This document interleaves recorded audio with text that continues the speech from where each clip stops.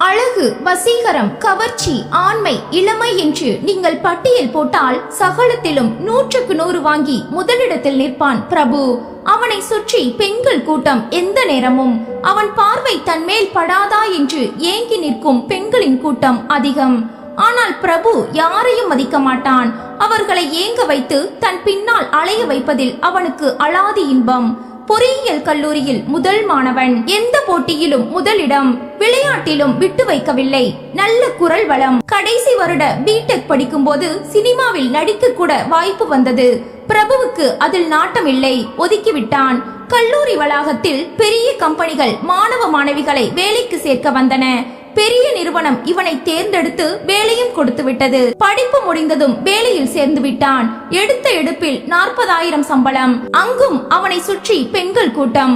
வழக்கம் போல பிரபு யாரையும் மதிக்கவில்லை. அதே நிறுவனம் வேறொரு கல்லூரியிலிருந்து தேர்ந்தெடுத்த பெண்தான் நிக்கிலா. இவனது வயது, அழகு, படிப்பு, புத்தி, தகுதிகள் எதிலும் அவனுக்கு சற்றும் குறையாதவள். அவளை சுற்றி ஆண்கள் கூட்டம் கூடும். இவனுக்கு பெண் ரசிகைகள் போல நிக்கிலாவுக்கும் ஆண் ரசிகர்கள் மிக அதிகம். பிரபு அலட்சியப்படுத்துவான். நிக்கிலா எல்லோரிடமும் அன்பாக பழகி அழகாக தவிர்த்து விடுவாள். யாரையும் அலட்சியப்படுத்த மாட்டாள், புண்படுத்த மாட்டாள். ஆனால் தன் செயலில் திடமாக இருப்பாள். அதனால் அவளை எல்லோருக்கும் பிடிக்கும். பிரபுவும் அவளும் வேறு வேறு கல்லூரியில் படித்தாலும் ஒரே படிப்பு என்பதால் ஒரே டிபார்ட்மெண்டில் பணிபுரியக்கூடிய சூழ்நிலை உருவாகிவிட்டது. வேலைக்கு சேர்ந்த 2 மாதங்களில் நிக்கிலா பிரபுவை விட நல்ல பெயர் எடுத்துவிட்டாள். வேலையில் காட்டும் வேகம், திறமை, நேரம் தவறாமை, அணுகுமுறை, ஆலோசனை என சகலத்திலும் பிரமாதமான முத்திரை பதித்துவிட பிரபுவே ஆடி போனான். பள்ளி கல்லூரிகளில் படிக்கும் நாளில் அவனை மிஞ்சி நின்றவர் யாரும் இல்லை. எங்கும் எதிலும் அவன்தான் முதல். அவனை கடந்து ஒருவர் நின்றுவிட முடியாது, விடவும் மாட்டான். இங்கு அந்த நிலை தலைகீழாக மாறிவிட்டது. அவனுடன் படித்த 2 அங்கே வேலைக்கு சேர்ந்திருந்தார்கள். அது ஐடி கம்பெனி என்பதால் முதல் 2 மாதங்களில் அவர்களது திறமையை சோதிக்க ஏராளமான தேர்வுகள். சகலத்திலும் நிக்கிலாதான் முதல். பிரபு அவளை மிஞ்ச முடியவில்லை. இதனால் 3வது மாதம் முடியும் போது ஒரு கணிப்பு நடந்தது. அதில் நிக்கிலாவுக்கு பதவி உயர்வு கிடைத்து உடனே அவளது உத்தியோகம் உறுதி செய்யப்பட்டது. சம்பள உயர்வும் தந்து அவளை நிரந்தரமாக்கி விட்டார்கள். மற்ற யாருக்கும் அது அமையவில்லை. பிரபு பலமாக அடிபட்டது இதில்தான். தன்னை மிஞ்சி ஒரு பெண் சகலத்திலும் தன்னை விட அதிகமாக இருக்கிறாள். இப்போது டிபார்ட்மெண்டில் பிரபுவுக்கே உயர் அதிகாரி அவள் ஆகிவிட்டாள். பிரபுவின் வேலைகளை அவள் சரிபார்த்து கையெழுத்திட்டால் தான் அது மேலே அங்கீகரிக்கப்படும். இது பிரபுவுக்கும் பெரும் மன உளைச்சலை தந்தது. யாரை பார்த்தும் பிரபு பொறாமைப்பட மாட்டான். நிக்கிலாவை பார்த்து பிரபு பொறாமைப்படும் நிலை உருவாகிவிட்டது. வேறு வேலைக்கு போவதாக நண்பர்களிடம் கூறினான். டேய், இது நல்ல மல்டிநேஷனல் கம்பெனிடா. வெளிநாட்டுக்கு போற வாய்ப்பெல்லாம் ரொம்ப சீக்கிரமே கிடைக்கும். கேம்பஸ்ல கிடைச்ச வேலை. வெளியில போய் வேலை தேடினா இதுல பாதி சம்பளம் தான் கிடைக்கும். முன்னேற்றம் இந்த அளவுக்கு இருக்காது. விடுறது பைத்தியக்காரத்தனடா. அது இல்லடா, பிரபுவோட அபிப்பிராயமே வேற. என்ன, எங்கும் எதிலும் முதல் நபரா நின்னவன அந்த நிக்கிலா அடிச்சு சாச்சிட்டாலே அது அவனால தாங்கிக்க முடியல. அதானடா மாப்பிள. பிரபு பேசவில்லை. அது இல்லடா, எல்லா பொண்ணுங்களும் இவன் பின்னால சுத்தும் போது அந்த நிக்கிலா இவனை மதிக்கிறதே இல்ல. பாத்தியா? பிரபு 2 ரவுண்ட் முடித்திருந்தான். மாப்பிள, இன்னைக்கு ஓவர் ஆகுது, நிறுத்திக்கோ. டேய், அவளை உன் பின்னால வரவல. அதுதான்டா உன் சாமர்த்தியம். அவ இவனுக்கும் மேல இருக்காடா. அது கஷ்டம்டா பிரபு. எதுடா கஷ்டம்? அவளை என் பின்னால வர வைக்கிறேன். இது சவால்டா மாப்பிள. பிரபுவிடம் ஒரு மாதிரி வேகம் கூடி போயிருந்தது. நிக்கிலாவை ஜெயித்து அவளை விட உயர்ந்து விட வேண்டும் என்ற வெறியும் போதையும் அலைக்கழித்தது. நிக்கிலா 5 மணிக்கே எழுந்து குளித்து சமையல் கட்டிற்குள் நுழைந்தாள். அப்பா வாசனும் கூடவே வந்தார். அம்மாடி, நீ படுத்து தூங்கிட்டு 1 மணி நேரம் கழிச்சு வா. ராத்திரி வரும்போதே 10:30 மணி. கலப்பா இருக்குண்டா, போமா. இல்லப்பா, எனக்கு எந்த கஷ்டமும் இல்ல. சமையல நான் பாத்துக்கிறேன். நீங்க தீபிகாவை எழுப்புங்க. அவ படிக்க வேண்டாமா? வேலைக்கு சேர்ந்த 3 மாசத்துல அடுத்த நிலைக்கு வந்தாச்சு. வீட்டுலயும் கடுமையா உழைக்கிற, ஆபீஸ்லயும் கஷ்டப்படுற. உன்னை நினைச்சா எனக்கு பெருமையா இருக்குடா. இதையெல்லாம் பார்க்க உங்க அம்மா இல்ல, போய் சேர்ந்துட்டா. அம்மா உயிரோட இல்லனாலும் அவங்க ஆசீர்வாதம் எப்பவும் உண்டுப்பா. தங்கை தீபிகா 2வது வருடம் என்ஜினியரிங். அவளும் புத்திசாலி, ஆனால் சோம்பேறி. அப்பா வாசன் தனியார் நிறுவனம் ஒன்றில் நல்ல பதவியில் இருக்கும் மனிதர். 2 பெண்களையும் நல்ல நிலைக்கு கொண்டு வர வேண்டும் என நினைப்பவர். மனைவி இறந்து 4 வருடங்கள், மகள்களை ஆளாக்குவதை தவமாக கொண்ட நல்ல மனிதர். தீபிகா எழுந்துவிட நிக்கிலா காஃபி தந்தாள். அக்கா, இன்னைக்கு இண்டஸ்ட்ரியல் விசிட், சீக்கிரமே போகணும். நிக்கிலா, இன்னைக்கு நான் ஜோசியரை பார்த்துட்டு ஆபீஸ்க்கு போறேம்மா. எதுக்குப்பா ஜோசியர்? உன் ஜாதகத்தை காட்டி பேசணும். அது நல்லா தானே இருக்கு. சரிம்மா, படிப்பு நல்ல உத்தியோகம் வந்தாச்சு, அது போதுமா? நல்ல வாழ்க்கை அமைய வேண்டாமா? இதை விட நல்ல வாழ்க்கையாப்பா? ஒரு பெண்ணுக்கு கல்யாணம் முடிஞ்சு நல்ல புருஷன் கிடைக்கிறது தாமா நல்ல வாழ்க்கை. உங்க அம்மாவும் இல்ல, உங்க 2 பேரையும் நல்ல இடத்துல நான் சேர்த்தாதான் அவளோட ஆத்மா சாந்தி அடையும் நிக்கிலா. சரிப்பா, தீபிகா படிப்பு முடியட்டும், அவளும் ஒரு வேலையில உட்காரட்டும். இல்லம்மா, அதுக்கு இன்னும் 3 வருடங்கள் இருக்கு. அது வரைக்கும் உன்னை காக்க வைக்க முடியாது. அப்பா, நீங்க பாடுபட்டு லோன் போட்டு எங்க 2 பேரையும் படிக்க வைக்க பட்ட பாடு கொஞ்சமா? 2 வருஷ காலமாவது என் சம்பளம் நம்ம குடும்பத்துக்கு உபயோகப்படட்டும்பா. இல்லம்மா, மகளோட சம்பளம் வேணும்னு ஒரு தகப்பன் ஆசைப்பட்டுட்டா அந்த பெண்ணுக்கு வயசும் கூடி போகும், அவ வாழ்க்கையும் கேள்விக்குறியாயிடும். அதுல எனக்கு உடன்பாடு இல்லம்மா. நேரம் வந்தா எல்லாமே சரியா நடக்கும். நீ வேலையை கவனி. வாசனை போல கடமை உணர்ச்சியும் குடும்ப பாசமும் உள்ள மனிதரை பார்க்க முடியாது. அவர் புறப்பட்டு விட்டார். வாசன் நேராக ஜோசியரிடம் வந்தார். உங்க மகன் நிக்கிலா ஜாதகம் அருமையான ஜாதகம். அழகு, படிப்பு, புத்தி மட்டுமல்ல, நல்ல நட்சத்திரம், சுத்தமான ஜாதகம். நல்ல வரன் அமையும், பிரமாதமான குடும்பம் தேடி வரும். ரொம்ப நல்லா இருப்பா.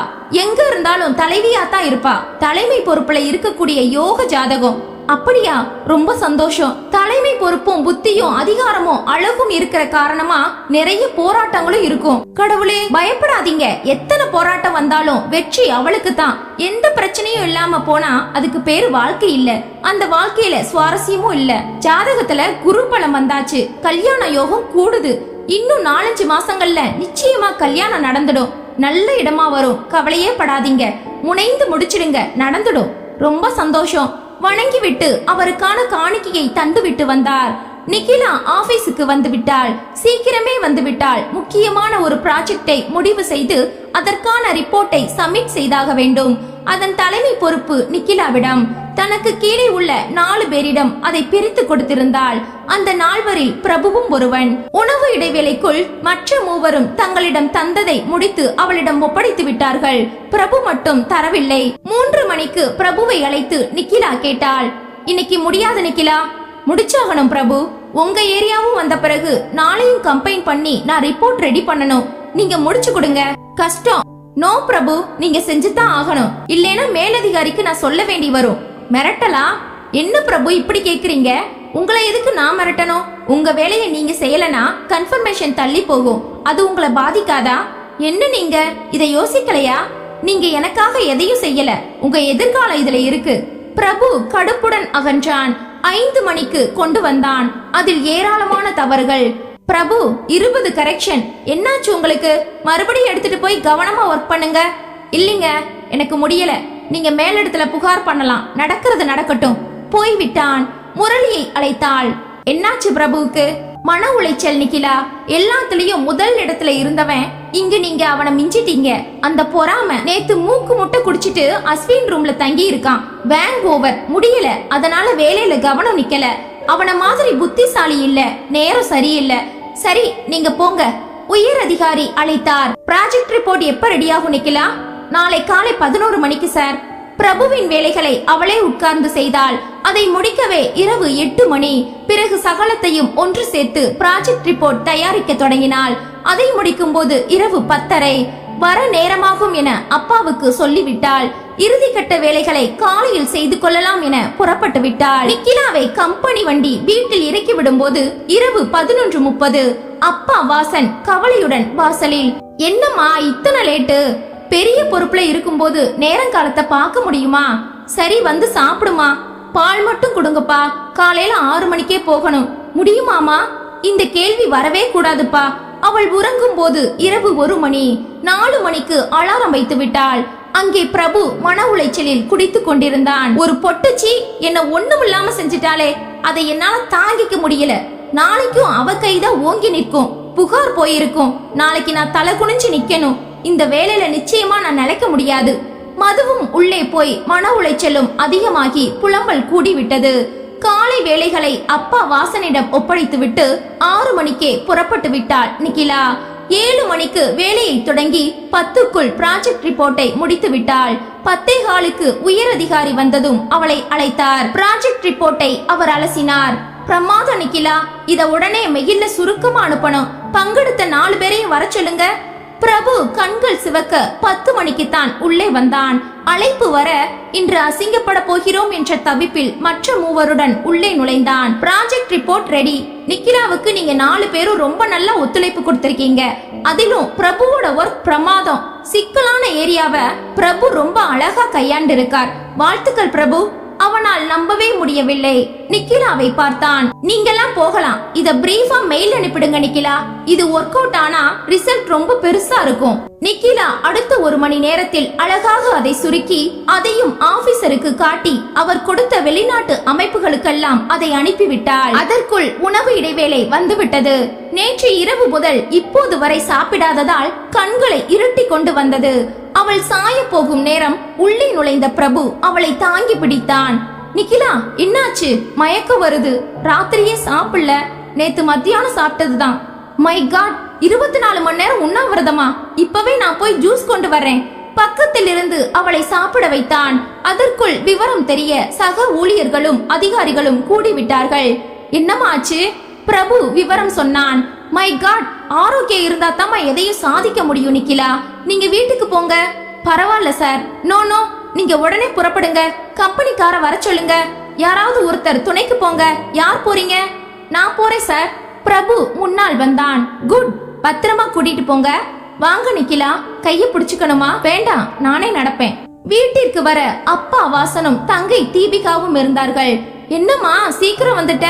பிரபு விவரம் சொல்ல அப்பா பதறிவிட்டார். ஓவர் ஒர்க் அங்கிள், சாப்பாடு தூக்கம் இல்ல. என்னம்மா இது? டாக்டர் கிட்ட போகலாம். இப்போ ஒண்ணும் இல்லப்பா. பிரபுவுக்கு காஃபி கொடுங்க. என் கூட வேலைக்கு சேர்ந்தவர், திறமைசாலி, புத்தி உள்ளவர். எனக்கு ஜூஸ் கொடுத்து என்ன கொண்டு வந்து விட வந்திருக்கார். அப்பா உள்ளே போக பிரபுவை கண்களால் விழுங்கியபடி கதவோரம் தங்கை தீபிகா நின்றாள். என்ன நிக்கிலா, என் வேலைகளை நீங்களே எடுத்து செஞ்சீங்களா? அதான் இந்த களைப்பா? நீங்க உழைச்சிட்டு பாராட்டு எனக்கு வந்திருக்கே. பரவாயில்ல பிரபு, யார் செஞ்சா என்ன, வேலை முடியணும். இல்ல நிக்கிலா, எனக்கு மெமோ வர வேண்டிய இடத்துல பாராட்டு வந்திருக்கு. காரணம் நீங்க. விடுங்க பிரபு. விட்டு கொடுத்து அதனால கிடைக்கிற பாராட்டு எனக்கு பிடிக்காது நிக்கிலா. நான் உண்மைய சொல்லிட போறேன். பைத்தியமா உங்களுக்கு? இது நமக்குள்ள. நீங்களும் புத்திசாலிதான். என்னை விட கூட சாதிக்க உங்களால முடியும். ஆனா நீங்க செய்யல. மனசு தடம் மாறி புத்தி திசை மாறி எங்கேயோ போயிட்டீங்க. மீண்டு வாங்க. உங்க மேல எப்பவுமே எனக்கு கோபம் இல்ல. நீங்க என் நண்பர் தான். அப்பா காஃபி கொண்டு வந்து கொடுத்தார். பிரபு வாங்கி குடித்தான். தீபிகா தள்ளியே நின்று அவனை ரசித்தாள். இப்படி ஒரு வசீகரமா? ரொம்ப நன்றி தம்பி. நான் தான் நிக்கிலாவுக்கு நன்றி சொல்லணும். அவங்க நாளைக்கு கூட வர வேண்டாம். ஐயோ, நிறைய வேலை இருக்கு. கண்டிப்பா வருவேன். பிரபு புறப்பட்டான். வாசல் வரை அப்பா வர கூடவே வந்தாள் தீபிகா. ஐ எம் தீபிகா, நிக்கிலாவோட சிஸ்டர். காலேஜ்ல 2வது வருஷம் படிக்கிறேன். ஹாய் சொல்லிவிட்டு காரில் ஏறிவிட்டான். உள்ளே இருந்து நிக்கிலா இதை பார்த்து கொண்டே இருந்தாள். நில்லுடி, அழகான ஆள் வீட்டுக்கு வந்தது ஜொல்சா? போக்கா. அவள் ஓடிவிட்டாள். சூடா இட்லி ஊத்தி தர்றேன். கார சட்னி அரைக்கிறேன். சாப்பிடுமா. இந்த மாதிரி சாப்பாடு தூக்கம் மறந்து உழைக்காத. உடம்புக்கு சேராது. அப்படி அவசியமும் இல்ல. உனக்கு ஒண்ணுனா நான் தாங்கிக்க மாட்டேம்மா. அவள் சிரித்தாள். அம்மாடி, நீயும் இன்னைக்கு வீட்ல இருக்க. நான் ஜோசியர் கிட்ட பேசினேன். உனக்கு குருபலம் வந்தாச்சு. 4 மாசத்துல கல்யாணம் நடந்துரும்னு அவர் உறுதியா சொல்றாரு. அப்பா, அவசரம் வேண்டாம். இல்லம்மா, இதுல அவசரமே இல்ல. தாமதப்படுத்திட்டு வருத்தப்படக்கூடாது.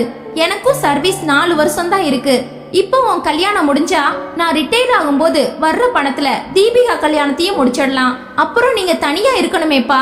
அதுக்காக வயசு பொண்ணுங்களை வீட்லயே வச்சிருக்க முடியுமாமா? அப்பா, சாப்பிட்டுட்டு நெட்ல வந்து உட்காரு. ஏற்கனவே நான் பதிவு பண்ணியாச்சு. மெயில் பார்க்கல. ஏதாவது வந்திருக்கும். நாமும் தேர்ந்தெடுக்கலாம். என்ன கேட்காம களத்துல இறங்கிட்டீங்க. உன் நல்லதுக்கு தானம்மா. சரிப்பா. அப்பாவுக்கு பிரபுவை பார்த்த முதல் மனதிற்குள் லேசாக ஒரு ஆசை கூட துளிர் விட்டிருந்தது. ஆனால் பேசவில்லை.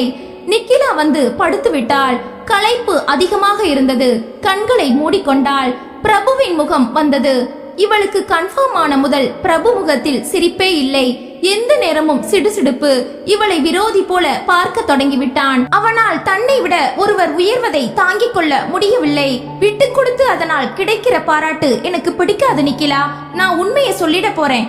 விசித்திரமான குணாதிசயம். அவள் வாழ்க்கையில் சந்திக்கும் சுவாரஸ்யமான இளைஞன் இவன். அன்று மாலைதான் பிரபு 3 நாட்களுக்கு பிறகு வீட்டிற்கு திரும்பினான். அம்மா கல்யாணி படபடத்தாள். ஏண்டா வீட்டுக்கு வந்து 3 நாள் ஆச்சு, இது நல்லா இருக்கா? அப்படி என்னடா வேலை உனக்கு? வெளியூருக்கும் நீ போகல, உள்ளூர்ல தான் இருந்திருக்க. அம்மா, பெரிய கம்பெனில வேலைக்கு சேர்ந்து 3 மாசம் தான் ஆச்சு. பயிற்சி காலத்துல இருக்கேன். வேலை உறுதிப்பட வேண்டாமா? இப்படித்தான் இருக்கும். அண்ணன் எங்க? வசந்த் ஆடிட்டர், கம்பெனி ஆடிட் அது இதுன்னு ராத்திரி 11 மணிக்கு தான் வர்றான். உன்னை பத்தி நீ வீட்டுக்கு வரலன்னு கூட நான் அவன் கிட்ட சொல்லல. கேட்கவும் அவனுக்கு நேரம் இல்ல. புரியுதா இப்ப? என்ன மட்டும் குறை சொல்றியே? குறை இல்லடா, தனிமை அழுத்து போகுது எனக்கு. வீட்டுல யாரும் இல்ல, வேலைக்கு ஆள் வரலையா? அவ வந்து 1 மணி நேரம் வேலைகளை முடிச்சிட்டு போறா. நீங்க 2 பேரும் வெளியில சாப்பாடு. என் ஒருத்திக்கு மட்டும் நான் என்னதான் செஞ்சுக்கிறது? ஹோட்டல்ல இருந்து வரவழைச்சிடு. சேருமானா என் உடம்புக்கு? வீட்டுல சமையலுக்கு ஆள் போடுமா? என் ஒருத்திக்கு சமைக்க சம்பளம் கொடுத்த ஆளா? பின்ன என்னதான் செய்ய சொல்ற? உங்க அண்ணன் வரட்டும், இன்னைக்கு நான் பேசியே ஆகணும். என்ன பேச போற? நீயும் இரு. இரவு 9 மணிக்கு வசந்த் வந்து விட்டான். சிஏ முதலான எல்லா படிப்புகளையும் முடித்துவிட்டு பெரிய சம்பளத்தில் வேலை பார்க்கும் வசந்த் தனியாக பிராக்டிஸ் ஆரம்பிக்க எல்லா ஆயத்தங்களும் ஒரு புறம் நடக்கிறது. வசந்த் அமைதியான இளைஞன், அறிவாளி. ஆனால் பிரபுவுக்கு நேர்மாறான குணம் கொண்டவன். எதிலும் முதல் இடத்தில் நிற்க வேண்டும் என்ற வெறியெல்லாம் கிடையாது. அமைதியானவன், தன் தொழில் ஒழுங்காக செய்ய நினைக்கும் மனிதன். எதிலும் போட்டி போட மாட்டான், யாரையும் புண்படுத்த மாட்டான். எந்த ஒரு கெட்ட பழக்கமும் இல்லை. பிரபு போல வசீகரமான இளைஞன் இல்லை, ஆணழகன் இல்லை.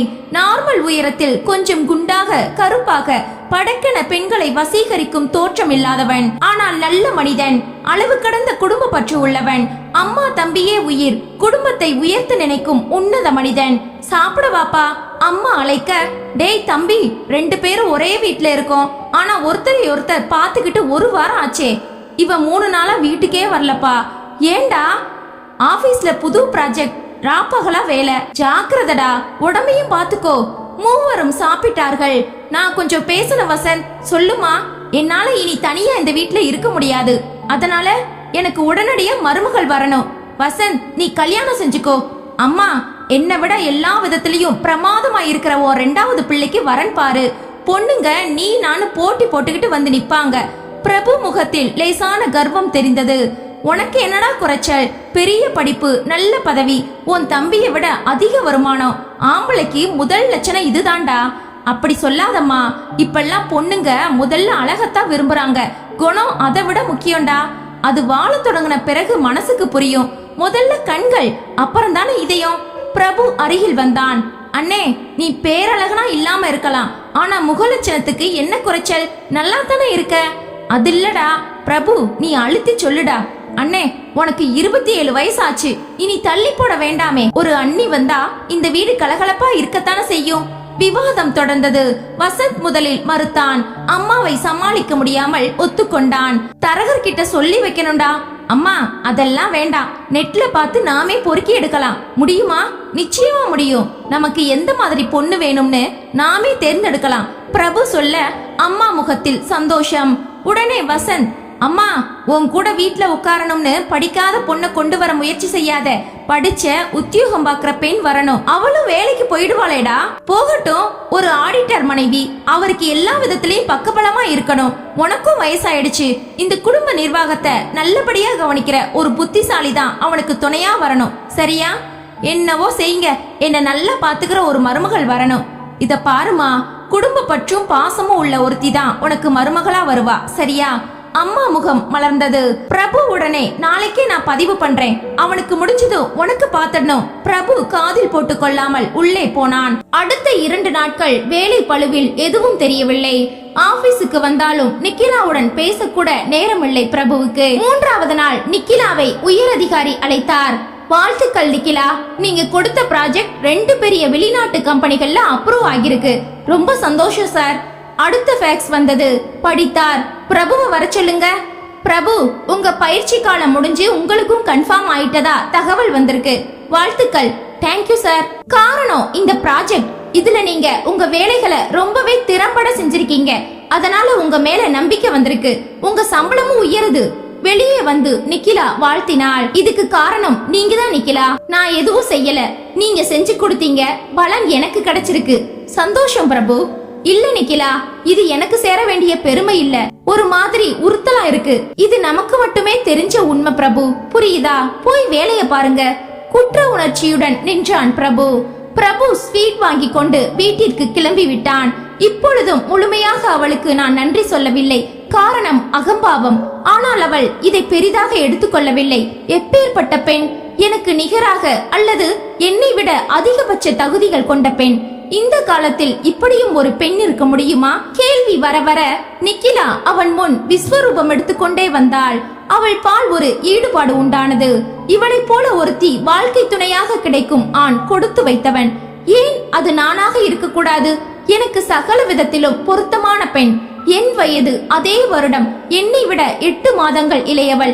அதிலும் சரியாக இருக்கிறாள். அவனது மனம் நாடுவது முதலாக நிக்கிலாவைத்தான்.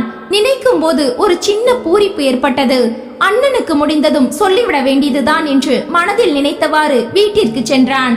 வீட்டிற்குள் நுழைய அம்மா அண்ணன் 2 பேரும் இருந்தார்கள். வா பிரபு, நிறைய பேசணும். நல்ல செய்திகள் இருக்கு. முதல்ல காஃபி குடி. சரிம்மா, இதப்படி முதல்ல. ஸ்வீட்ஸ். என்னடா விசேஷம்? வசந்த் கேட்க, வேலை கன்ஃபார்ம் ஆயிடுச்சு. அடுத்த கிரேட், சம்பளமும் உயர்ந்திருக்கு. கை கூடுறா. வாழ்த்துக்கள். வரும்போது எல்லாம் ஒன்னா வருது பாரு. அம்மா இனிப்பை எடுத்து இருவருக்கும் ஊட்டி விட்டாள். நேத்திக்கு நீ வர லேட். நீ மேட்ரிமணியில பதிவு பண்ணின காரணமா பார்க்கலாம்னு நாங்க 2 பேரும் உட்கார்ந்தோம். நமக்கு தோதா 4-5 வரன்களை பிடிச்சோம். அத காலையில நான் ஜோசியர் கிட்ட கொடுத்தேன். ஒரு ஜாதகம் பிரமாதமா பொருந்தி இருக்குடா. பொண்ணும் ரொம்ப அழகா இருக்கா. எல்லா தகுதிகளும் இருக்கு. அப்படியா? அவ எங்க வேலை பாக்குறான்னு இனிமேல் தான் சரியா பார்க்கணும். பார்த்துட்டு அவங்க வீட்டுக்கு பேசணும். போட்டோ இருக்கா? அத காட்டு வசந்த். மூவரும் சிஸ்டத்தின் முன்பு போய் உட்கார வசந்த் அதை இயக்க பிரபு ஆர்வமுடன் பார்க்க திரையில் பளிச்சென வந்து நின்றாள் நிக்கிலா. ஆடி போனான் பிரபு. பளிர் சிரிப்பு, அழகான சேலையில் தூக்கி வாரிய கேசத்துடன் அதே பௌர்ணமி சிரிப்பு. மற்ற விவரங்களை பாருடா. அம்மா சொல்ல, அப்பா நல்ல உத்தியோகத்துல இருக்காரு. பேரு வாசன். அம்மா இல்ல. ஒரு தங்கச்சி 2வது வருஷம் படிக்கிறா. பேரு தீபிகா. இந்த பொண்ணு நிக்கிலா பிடெக் படிப்பு. உத்தியோகம் நான் சொல்றேன். பிரபு குரல் கொடுக்க இருவரும் திரும்ப, எங்க ஆபீஸ்ல என் கூட ஜாயின் பண்ணின பொண்ணு. அதிபுத்திசாலி, பேரழகு. எனக்கு முன்னாலேயே பதவி உயர்வா வாங்கி எனக்கே இப்ப உயர் அதிகாரி. இன்னைக்கு எனக்கு வந்திருக்கிற கன்ஃபர்மேஷனுக்கு சம்பள உயர்வுக்கும் காரணம் இந்த நிக்கிலா தான். ஆமாமா, இவன் வேலை பார்க்கிற கம்பெனியோட பேர் தான் போட்டிருக்கு. அன்னைக்கு வேலை பழுவுல இவங்க மயக்கம் ஆயிட்டாங்க. நான் தான் வீட்டுல கொண்டு போய் விட்டுட்டு வந்தேன். கடவுளே, இது என்ன பொருத்தம்! எப்படிப்பட்ட பொண்ணுடா அவ! ரொம்ப நல்ல பொறுப்பான பொண்ணு. உழைப்ப தவிர வேற எந்த சிந்தனையும் இல்ல. அடக்கமான அறிவாளி. சப்பாஸ். அப்படின்னா வசந்துக்கு பிரமாதமா பொருந்துவா. பிரபு முகம் சுருங்கி விட்டது. அவன் இதை கொஞ்சமும் எதிர்பார்க்கவில்லை. எந்த ஒரு பெண்ணிடமும் அவனுக்கு இன்று வரை நாட்டம் வந்ததில்லை. தான் தேடி போவது அவமானம் என்று நினைப்பவன். தன்னை தேடி வரும் பெண்தான் தனக்கு கௌரவம் என்று கருதும் குணம். ஆனால் நிக்கிலாவிடம் காலைதான் மனம் பொருந்தியது. இரவில் இப்படி ஒரு திருப்பமா? அம்மா அருகில் வந்தாள். என்ன யோசனை பிரபு? இத்தனை தகுதிகளும் படைச்ச தேவத மாதிரி இருக்கிற நிக்கிலாவுக்கு அண்ணனை பிடிக்குமான்னு யோசிக்கிறான். சரியாடா? உன் தம்பி உன்னை குறைச்சலா எடை போடுவானா? நீ இருமா. நீ என்னடா சொல்ற தம்பி? அண்ணே, நிக்கிலா மனசுல கல்யாணம் தொடர்பா என்ன இருக்குதுன்னு எனக்கு எப்படி தெரியும்? அதானே. இத பாரு வசந்த், அவங்க அப்பா கிட்ட பேசிடலாம். யாருமா? நீ கல்யாண பையன், நான் விதவை தாய். நம்ம பிரபுதான் பேசணும். அவங்க வீட்டுக்கு போய் அவங்களோட பழகி இருக்கான். அண்ணனுக்காக தம்பி பேசலாம், தப்பில்ல. பிரபு ஆடி போனான். என்ன ஒரு கொடுமை! நீ பேசுறியா பிரபு? சரிம்மா. எவ்வளவு அழகான ஒரு பெண் நிக்கிலா! அவள் எப்படி அண்ணனை திருமணம் செய்ய ஒத்துக்கொள்வாள்? எப்படியும் இந்த திருமணம் நடக்க போவதில்லை. பேசுவதனால் என்ன ஆகிவிட போகிறது என்று ஒத்துக்கொண்டான். கவனமா பேசுப்பா. பொண்ணு ரொம்ப அழகா இருக்கா. அவ வந்தா நல்லா இருக்கும். பிரபு பார்த்தான். மனம் பேசியது. வருவாமா. ஒருவேளை அண்ணனுக்கு அமையலனாலும் என் மூலமா நிக்கிலா இந்த வீட்டுக்கு உன் மருமகளா நிச்சயமா வருவா. உள்ளே போய்விட்டான். வசந்துக்கு நிக்கிலாவை ரொம்ப பிடித்திருந்தது. அவன் இதயத்துக்குள் நிக்கிலா இறங்கி உட்கார்ந்து விட்டாள். அவளுக்கு என்ன பிடிக்குமா? கேள்வி பூதாகரமாக புறப்பட்டது. காலை பிரபு குளித்து சீக்கிரமே புறப்பட்டு விட்டான். போகும்போது ஸ்வீட் பழங்கள் எல்லாம் வாங்கிட்டு போப்பா. சரிம்மா. 10 நிமிடங்களில் நிக்கிலா வீட்டு வாசலில் பைக் வந்து நின்றது. பிரபு இறங்கினான். கையில் பெரிய ஒரு பை. மெதுவாக உள்ளே வர, அடடே வாங்க பிரபு. தீபிகா உள்ளே இருந்து கொண்டே ஹெல்மெட்டை கழட்டி கேசத்தை சரி செய்யும் பிரபுவை ரசித்துக் கொண்டிருந்தாள். பிரபு உள்ளே வந்தான். அப்பா வாசன் வெளியே வந்தார்.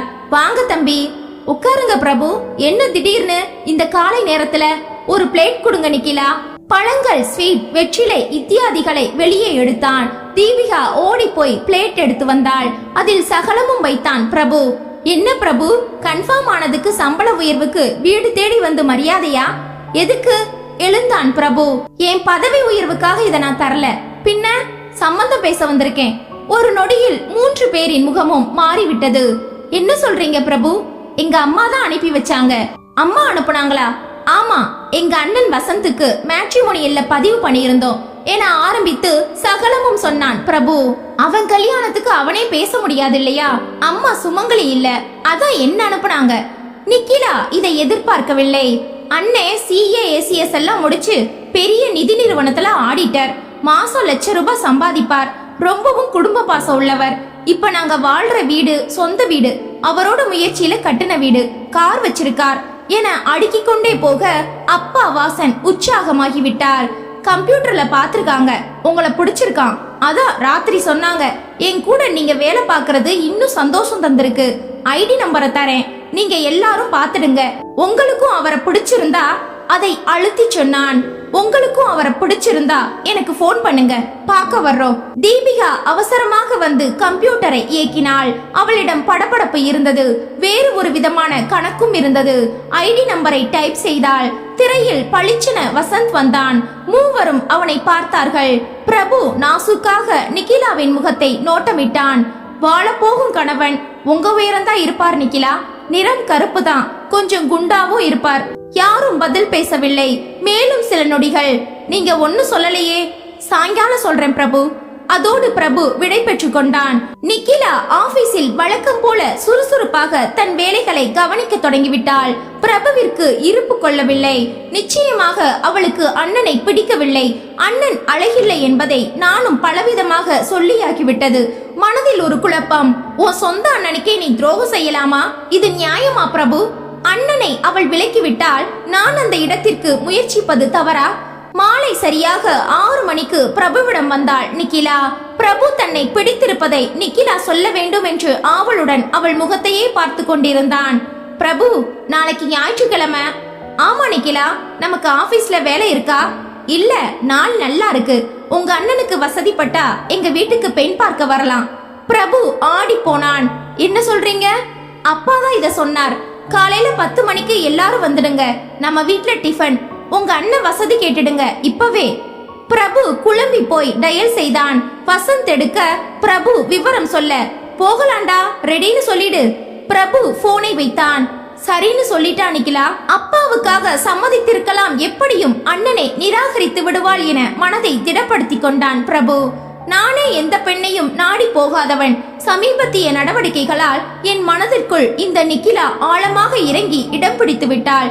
என் அண்ணனே எனக்கு வில்லனாக வருகிறானே, விடக்கூடாது.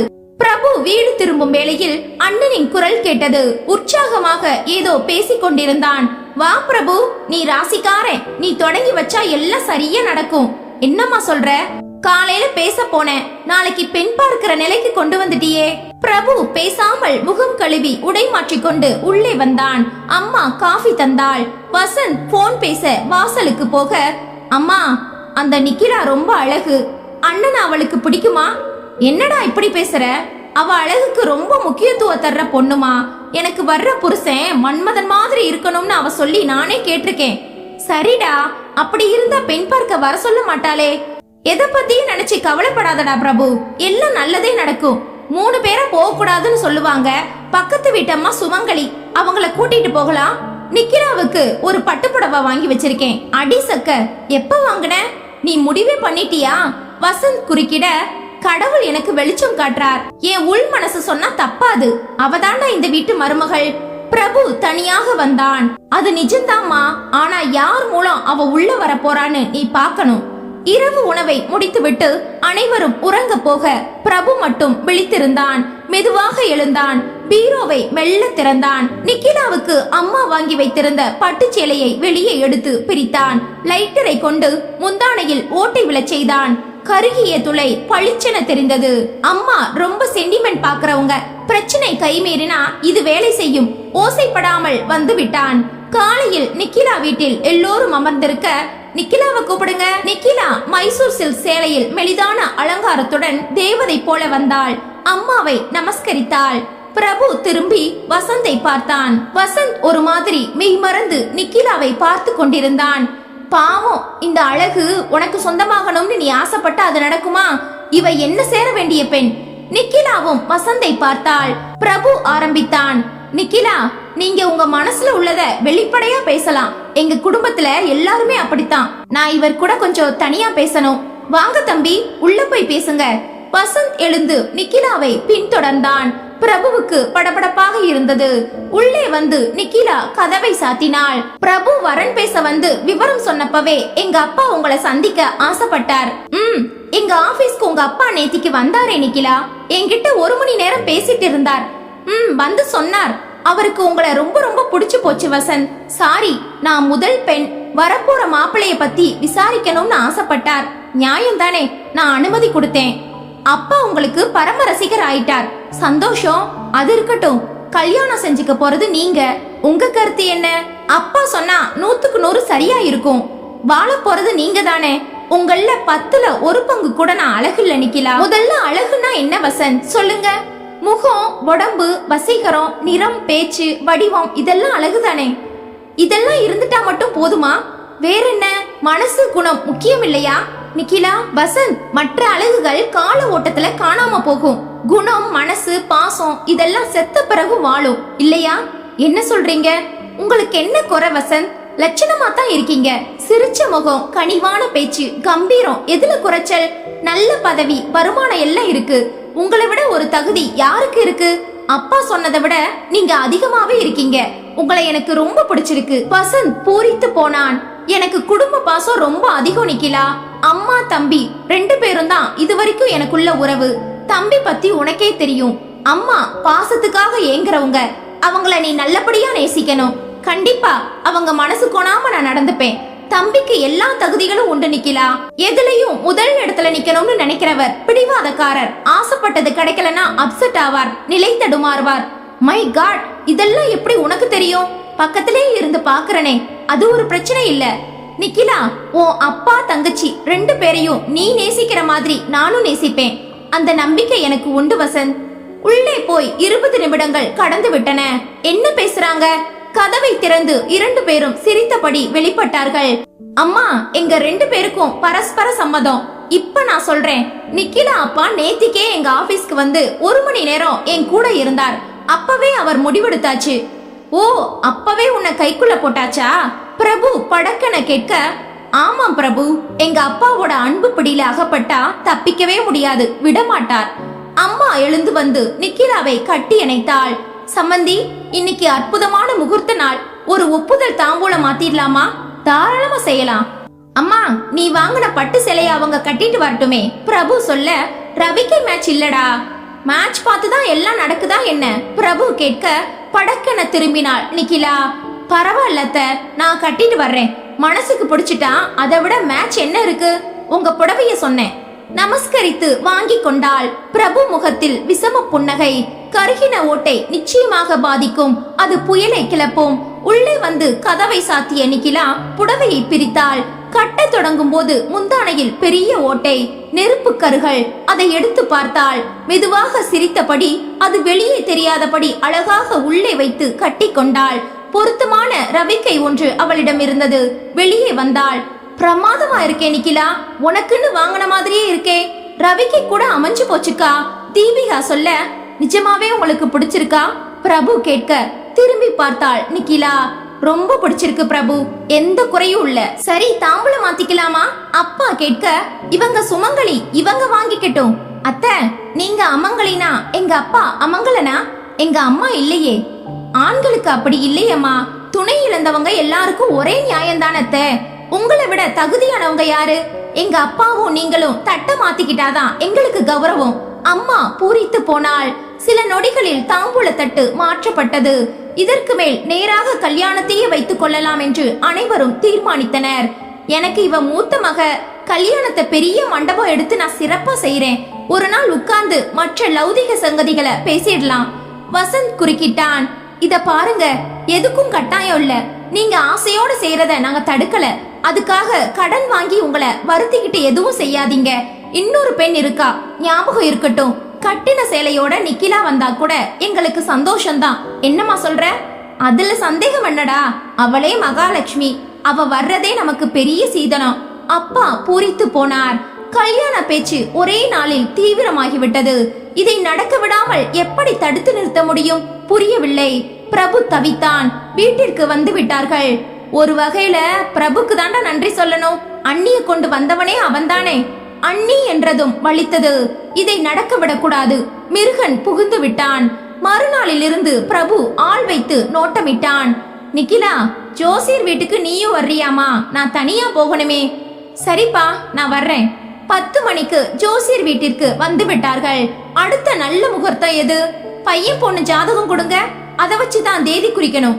பொண்ணுக்கு செவ்வாய் தசை, பையனுக்கு குரு தசை. புத்தி மாறணும். இன்னும் 9 மாதங்களுக்கு கல்யாணம் பண்றது உசித்தம் இல்ல. ஐயோ, அவ்வளவு தள்ளணுமா? பிள்ளைங்க நல்லா இருக்கணும்னா நீங்க நினைச்சா தள்ளத்தான் வேணும். வாசன் மகளை பார்த்தார். சரி, 9 மாசம் கழிச்சு தேதி எப்ப இருக்கு? அப்பா, அதுக்கு என்ன இப்ப அவசரம்? அப்புறமா குறிச்சுக்கலாமே. வெளியே வந்தார்கள். ரொம்ப தள்ளி போகுதேமா. இவர்கிட்ட தானே ஜாதகம் பொருத்தம் பாத்தீங்க? ஆமாம்மா. கொஞ்சம் இருங்கப்பா, நான் வர்றேன். உள்ளே நுழைந்தாள். நீங்க சொன்னபடியே தள்ளி போட்டாச்சு பிரபு. எனக்கு இதுல உடன்பாடே இல்ல. பண கஷ்டம். நோட்டால என் வாயை அடைச்சிட்டீங்க. நிக்கிலா அதை கேட்டு விட்டாள். மௌனமாக வெளியே வந்தாள். அப்பாவை அழைத்து கொண்டு நேராக ஒரு மேட்ரிமோனியல் சென்டருக்கு நுழைந்தாள் நிக்கிலா. அங்கே ஒரு பெண் ஜோசியரிடம் விசாரித்ததில் அருமையாக திருமணத்தை நடத்தலாம் என்று கூறிவிட முகூர்த்த நாளையும் குறித்துவிட்டு வெளியே வந்தார்கள். என்னம்மா இது? நீங்க பார்த்த ஜோசியர் அறிவாளிதான்ப்பா. இது வேற ஒரு சிக்கல். என்னம்மா? விடுங்க, அது வேண்டாம். இப்ப முடிவாயிடுச்சே. இதற்கிடையில் நிக்கிலா பிரபுவிற்கு அண்ணியாக போவது அதிகாரி முதல் ஆபீஸ் முழுவதும் பரவ தொடங்கியது. அடுத்தடுத்து பிரபு பல திட்டங்களை போட்டான். மறுநாள் நிக்கிலா பிரபுவின் கேபினுக்குள் நுழைந்தாள். பிரபு, ப்ராஜெக்டோட ஆரம்பத்தை அழகா வடிவமைச்சிட்டீங்க. பிரமாதம். தேங்க்யூ நிக்கிலா. நான் எப்பவும் எதிலும் ஆரம்பத்தையே அழகா செஞ்சிடுவேன். வேர் நல்லா இருந்தா தானே விருட்சம் ஸ்ட்ராங்கா இருக்கும். ரொம்ப சரி. வேரும் ஆழமா இருக்கணும். நான் எப்படின்னா நல்ல ஆரம்பத்தை விட முளையிலேயே தப்புகளை கிள்ளிடுவேன். தப்புகளை வேர் எடுத்துட்டா சரியானது வந்துடும் இல்லையா? பிரபு விசுக்கண திரும்பினான். அவள் தன்னை புரிந்து கொண்டு விட்டாள் என்பது அவனுக்கு புரிந்து விட்டது. இங்கே வந்ததும் முதலில் தோற்று போனது அவகிட்டதான். இப்ப அடுத்த கட்ட தோல்வி. முதல்ல ஆபீஸ்ல, இப்ப வீட்ல. இவ வீட்டுக்கு வந்தா நான் செல்லா காசாயிடுவேன். கைவிடக் கூடாது. அம்மாவை வைத்து இந்த திருமணத்தை நடக்க விடாமல் செய்ய திட்டம் போட்டான். அம்மா, நான் உன்கிட்ட கொஞ்சம் உடைச்சு பேசணும். சொல்லுடா. நிக்கிலா ரொம்ப அழகு. அதுல கால்வாசி கூட உன் பிள்ளை இல்ல, சரியா? ஆம்பளைக்கு அழகு படிப்பும் பதவியும் தாண்டா. அது வசந்த் கிட்ட நிறைய இருக்கு. ஏமா, அழகு படிப்பு பதவி எல்லாமே என்கிட்ட இருக்கே. நீ என்ன சொல்ல வர்ற? அது இல்லம்மா, ஆம்பளைக்கும் எல்லாம் இருக்கணும்னு சொல்ல வரேன். பிரபு, உன் பேச்சே சரியா இல்ல. உங்க அண்ணனை மட்டம் தட்டுற மாதிரி இருக்கே. ஐயோ, நீ என்ன சரியா புரிஞ்சுக்கலமா. அழகான பொண்ணு அவ. ஆபீஸ்ல அதிகாரம் தூள் பறக்கும். டாமினேட் பண்ணுவா. காரணம், அவகிட்ட எல்லாம் இருக்கு. அவளை யாரும் அங்க மிஞ்ச முடியல. அப்படிப்பட்டவ வீட்ல அதையே கையாண்டா நம்ம நிலைமை என்ன ஆகும்? ஒரு காலம் செய்ய மாட்டா. இல்லம்மா, உன் கணக்கு தப்பு. என்ன சொல்ற? நீ வாங்கி கொடுத்த பட்டு புடவையில நெருப்பு பட்டு ஓட்ட விழுந்தாச்சு. இது முதல் அவசகுணம். என்னடா உளர்ற? ஆமா, இதுதான் நிஜம். உனக்கு எப்படி அது தெரியும்? அத நான் இப்ப சொல்ல முடியாது. இது அபசகுணமா இல்லையா?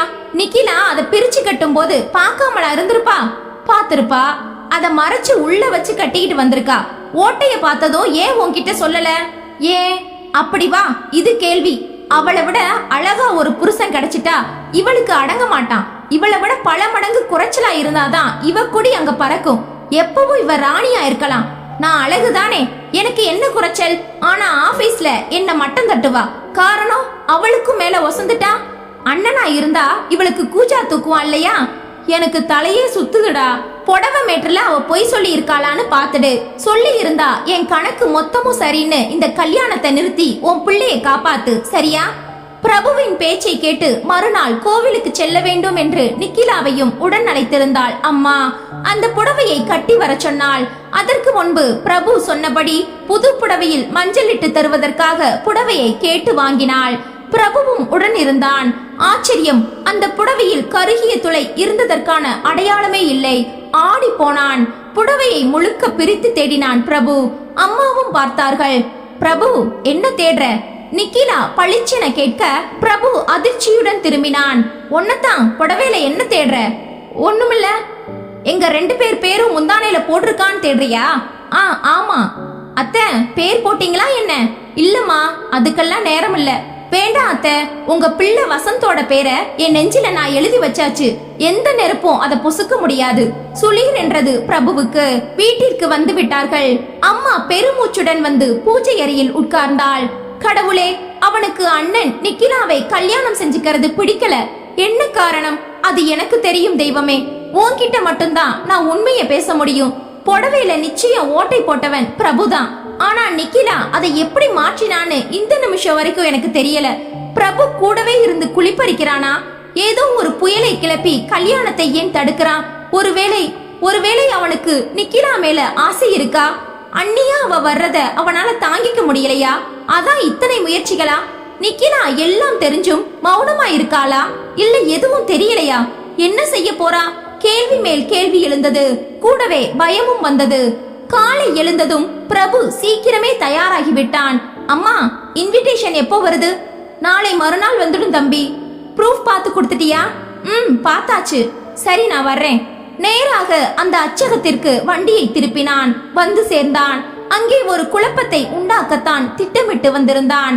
ஐடி நம்பரை சொல்லி மறுபடியும் பிழை திருத்தம் பார்க்க வேண்டும் என்றான். அவர் உள்ளே போனார். திரும்பி வந்தார். சார், பிரிண்ட் பண்ணி முடிச்சாச்சு, ரெடியா இருக்கு, நீங்க எடுத்துக்கிட்டு போகலாம். நாளை மறுநாள் தான் கிடைக்கும்னு சொன்னாங்க. ஆமா சொன்னோம். ஒரு மேடம் வந்து அவசரமா வேணும், உடனே அடிக்கணும்னு எங்களை முடிக்க வச்சுட்டாங்க. அவங்களும் பிழை திருத்தம் பார்த்து ப்ரூவ் பண்ணி தந்தாங்க. யாரது? நான் தான். உள்ளே இருந்து நிக்கிலா வெளியே வந்தாள். நீங்களா? நானே தான். அடுத்தபடியா நீ வரக்கூடிய ஏரியா இதுதான் எனக்கு தெரியும். என்ன சொல்றீங்க? பிரபு அதிர்ந்து போய் கேட்க, உங்களுக்கு முழு சிரமம் கொடுக்காம பாதி வேலைகளை நானும் கவனிச்சுக்கிறேன் பிரபு. நீங்க பத்திரிகையை வாங்கிட்டு போங்க என்று சிரித்தவாறு கூறிவிட்டு சென்றாள். அதற்கு மறுநாள் நிக்கிலாவை சந்திக்க வசந்த் ஆபீஸுக்கு வந்திருந்தான். நிக்கிலா ஆபீஸுக்குள் அழைத்து அதிகாரியிடம் அறிமுகப்படுத்தினாள். பரஸ்பர அறிமுகம். சரளமாக ஆங்கிலத்தில் சிரித்தபடி வசந்த் பேச, நீங்க தனியா ஆடிட்டிங் பிராக்டிஸ் பண்றீங்களா? அதிகாரி கேட்டார்.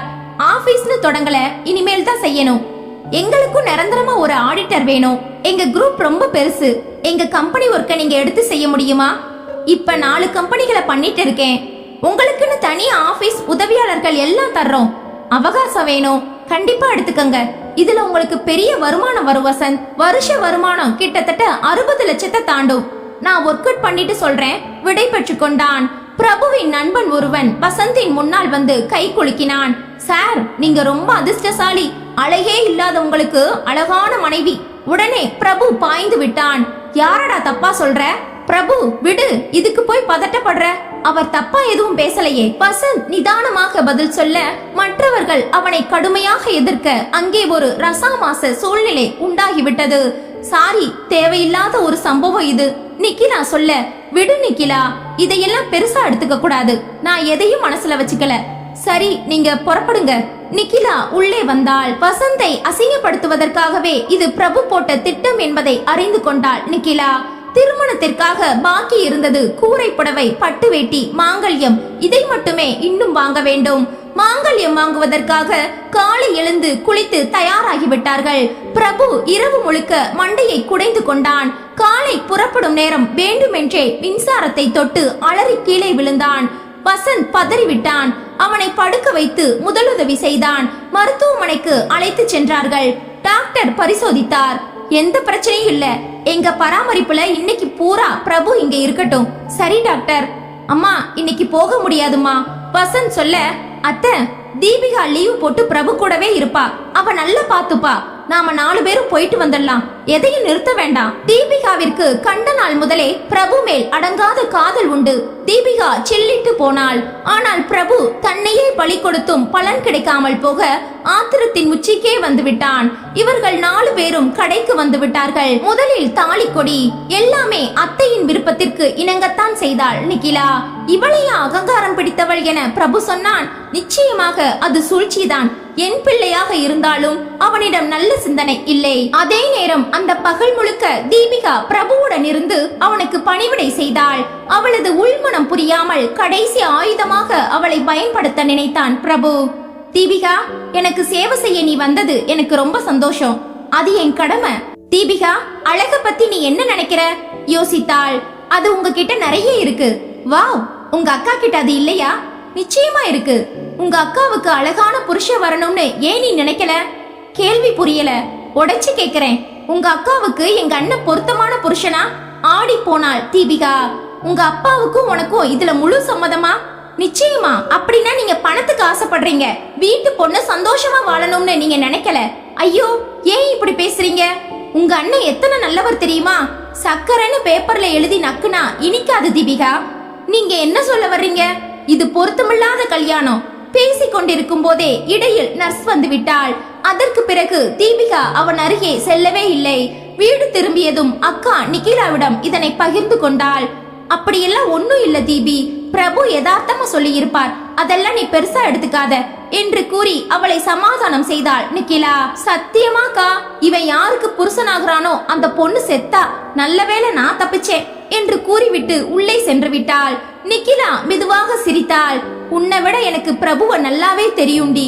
எங்க கல்யாணம் நடக்கிறத யாரும் தடுக்க முடியாது. ஆனா பிரபு மேல உனக்கு காதல் இருந்தது எனக்கு தெரியும். அவன மாதிரி ஒரு சூழ்ச்சிக்காரன் கையில நீ சிக்கிட கூடாதுன்னு தான் உன்னை காவல் வச்சே.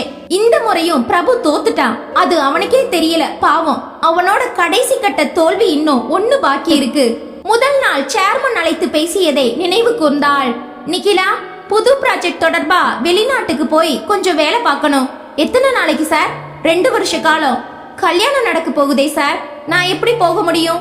ஆடிட்டரா வசந்தா அப்பாயின்மெண்ட் பண்ணிடுறோம், 2 பேரும் சேர்ந்தே போங்க.